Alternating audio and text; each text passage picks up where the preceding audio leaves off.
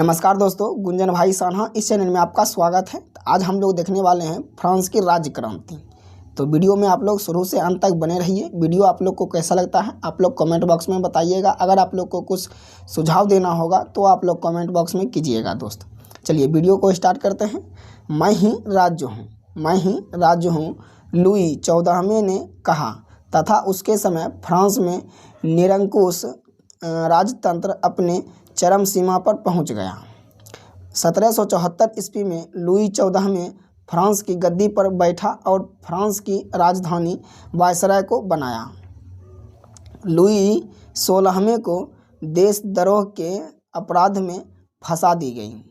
Louis 16वें का संबंध बुर्बो राजवंश से है। लुई 16वें की पत्नी मेरी एबोनंत ऑस्ट्रिया की राजकुमारी थी। चलिए आगे देखते हैं।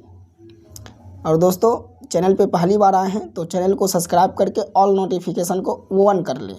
चलिए, फ्रांस की राज्य क्रांति 1789 ईस्वी में लुई 16वें के शासनकाल में हुई।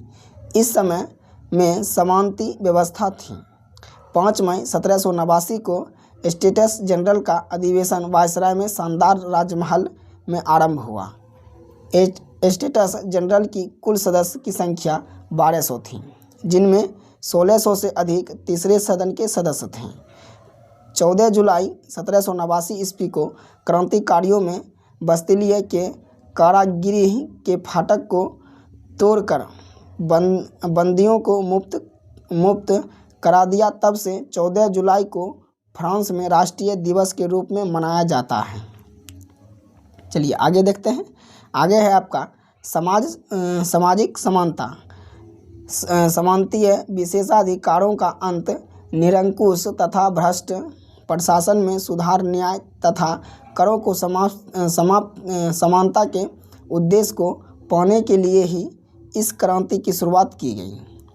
टेले एक प्रकार की भूमि कर था और गोबेल एक प्रकार का नमक कर था। टाइथ एक प्रकार का धार्मिक कर था जो चर्च को देना पड़ता था। चलिए आगे देखते हैं। और दोस्तों, वीडियो आपको अच्छा लग रहा है तो वीडियो को आप लोग लाइक कर सकते हैं। चलिए यहाँ से स्टार्ट करते हैं। फ्रांसीसी क्रांति में वॉल्टेयर, मोंटेस्क्यू एवं रूसो जैसे दार्शनिकों का महत्वपूर्ण योगदान था। वॉल्टेयर ने कहा कि मैं 100 चूहों की अपेक्षा एक सिंह का शानदार उत्तम है। नेपोलियन के अनुसार यदि रूसों ने हुआ तो फ्रांसीसी क्रांति नहीं होती। फ्रांस की क्रांति का तत्कालीन कारण देश की शोचनीय आर्थिक दशा थी। यहाँ से देखेंगे दोस्तों, नोट है। नोट को आप लोग दोस्तों ध्यान से देखिएगा। नोट में दिया है, फ्रांस की क्रांति के समय फ्रांस की मुद्रा लिबरल थी, लेकिन आर्थिक सुधारों के बाद एक नए प्रकार की कागजी मुद्रा साइनेट चलाई गई। तो ये जो आपका नोट है दोस्तों, इसको आप लोग ध्यान से देखिएगा। फ्रांस की क्रांति के समय फ्रांस की मुद्रा लिबरल थी, लेकिन आर्थिक सुधारों के बाद एक नए प्रकार की कागजी मुद्रा साइनेट चलाई गई। चलिए आगे देख लेते हैं। आगे है आपका स्वतंत्रता, समानता एवं बंधुता का नारा फ्रांस की राज्य क्रांति की देना है। इस नारे से भारत का राष्ट्रीय आंदोलन भी प्रभावित हुआ। सोशल कॉन्ट्रैक्ट, रूसों की एवं लेटर्स ऑन इंग्लिश वॉल्टेयर की रचना है। कानून की आत्मा की रचना मोंटेस्क्यू ने की थी। कानून की आत्मा की रचना किसने की थी? तो मोंटेस्क्यू ने की थी। यहाँ से आप लोग इसको याद रखिएगा। आगे देख लेते हैं। आगे है आपका तृतीय स्टेट्स, एक सदस्य एक मत का सिद्धांत चाहता था। सांस्कृतिक राष्ट्रीयता का जनक हार्डर को कहा जाता है। फ्रांस में कई वर्षों की क्रांति, अशांति एवं अव्यवस्था के पश्चात एक निरंकुश शासक के रूप में नेपोलियन का उदय हुआ, जिसने जिसने न केवल फ्रांस अपितु पूरे यूरोप में प्रभावित किया। यद्यपि वह डिक्टेटर था और उसके शासन में, एक मिनट दोस्तों, और उसके शासन में स्वतंत्रता को स्थान नहीं था, किंतु क्रांति को दो अन्य भावनाओं, समानताओं एवं बंधुताओं का उसने पूर्णतः पालन किया। नेपोलियन का जन्म, यहाँ से देखेंगे नेपोलियन का जन्म। तो नेपोलियन का जन्म देखेंगे तो 15 अगस्त 1774 ईस्वी को कोर्सिका द्वीप के अजायसियो नामक नगर में कार्लो बोनापार्ट एवं लेजिजिया रोमानियो के घर हुआ। नेपोलियन के पिता पेशे से वकील था। नेपोलियन के पिता पेशे से वकील था। यहाँ से आप लोग इसको याद रखिएगा, यहाँ से आपका पॉइंट बनने वाला है। चलिए आगे देख लेते हैं। आगे है आपका, नेपोलियन ने ब्रिटेन की सैनिक अकादमी की शिक्षा प्राप्त की थी। 1799 में नेपोलियन ने फ्रांस में डायरेक्टरी के शासन का अंत कर दिया तथा स्वयं प्रथम काउंसिलिंग बना। इस काउंसिलिंग ने फ्रांसीसी के नए संविधान की रचना की। 1802 ईस्वी में जीवन भर के लिए काउंसिलिंग बना। 1804 ईस्वी में नेपोलियन ने खुद को फ्रांस का सम्राट घोषित कर दिया। नेपोलियन बोनापार्ट को एक अन्य नाम लिटल कॉर्पोरल के नाम से जाना जाता है। नेपोलियन को आधुनिक फ्रांस का निर्माता माना जाता है। चलिए यहाँ से देखिए, एक आपका मेन पॉइंट नोट आया है।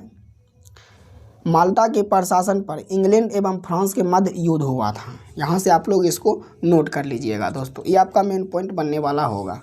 माल्टा के प्रशासन पर इंग्लैंड एवं फ्रांस के मध्य युद्ध हुआ था। उसके बाद है 1800 ईस्वी में नेपोलियन ने बैंक ऑफ फ्रांस की स्थापना की। नेपोलियन ने कानूनों का संग्रह तैयार करवाया, जिसने नेपोलियन कोड कहा जाता है।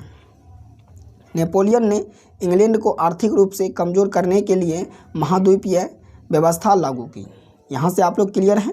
चलिए आगे देखिए, आगे है आपका 1805 का। तो 1805 में देखेंगे, अक्टूबर 1805 में ईस्वी में अक्टूबर 1805 ईस्वी में इंग्लैंड फ्रांस के बीच ट्रैफिकलगर का युद्ध हुआ।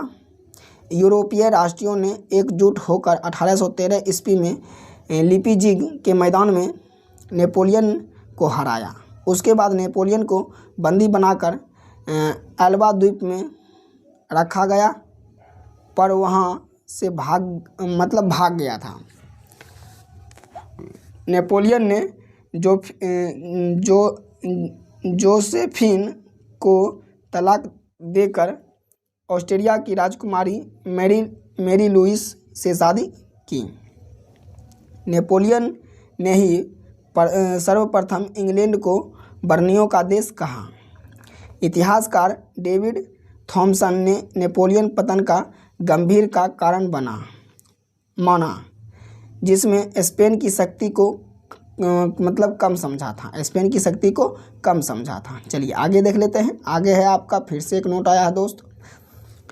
नोट में है, मुझे फ्रांस का राजमुकुट धरती पर पड़ा मिला, तलवार की नोक से मैंने उठा लिया, सत्ता में मेरी रखेल है, इसे वश में करने के लिए मुझे इतनी दिक्कत उठानी पड़ी कि मैं ना तो उसे किसी को छीनने दूंगा और ना ही अपने साथ भोगने दूंगा।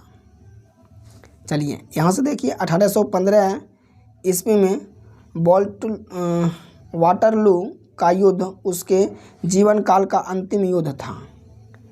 1815 ईस्वी में वाटरलू का युद्ध उसके जीवन काल का अंतिम युद्ध था। 1815 में बेल्जियम के वाटरलू का युद्ध हुआ। फ्रांसीसी सेना का नेतृत्व नेपोलियन बोनापार्ट और अंग्रेज का सेना का नेतृत्व ड्यूक ऑफ वेलिंगटन ने किया। अंग्रेजी सेना जीत गए और उससे आत्मसमर्पण करना पड़ा। उससे सेंट हेलेना द्वीप भेज दिया गया, जहां 1821 ईस्वी में उसकी मृत्यु हो गई। 1821 ईस्वी में उसकी मृत्यु हो गई।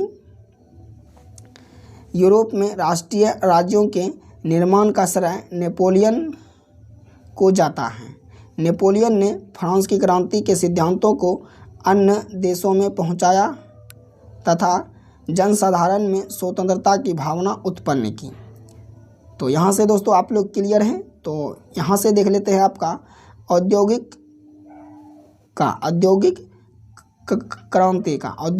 क्रांति का।